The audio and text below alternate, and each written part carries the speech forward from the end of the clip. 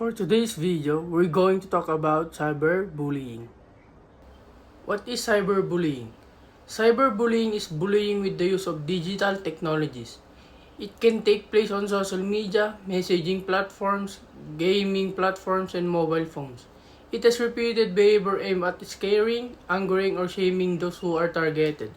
Examples: spreading lies about or posting embarrassing photos or videos of someone on social media, sending hurtful, abusive, or threatening messages, images, or videos via messaging platforms. When bullying happens online, it can feel as if you are being attacked everywhere, even inside your own home. It can seem like there's no escape. The effects can last a long time and affect a person in many ways, like mentally, emotionally, and physically. The feeling of being laughed at or harassed by others can prevent people from speaking up or trying to deal with the problem. In extreme cases, cyberbullying can even lead to people taking their own lives. Here are some tips to prevent or avoid cyberbullying. Think before you post.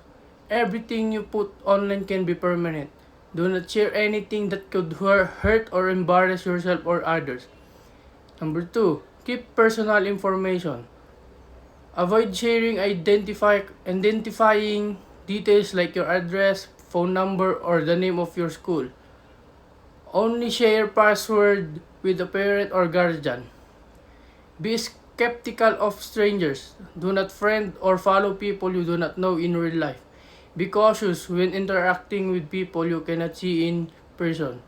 Be an upstander if you witness cyberbullying. Don't participate or like the content.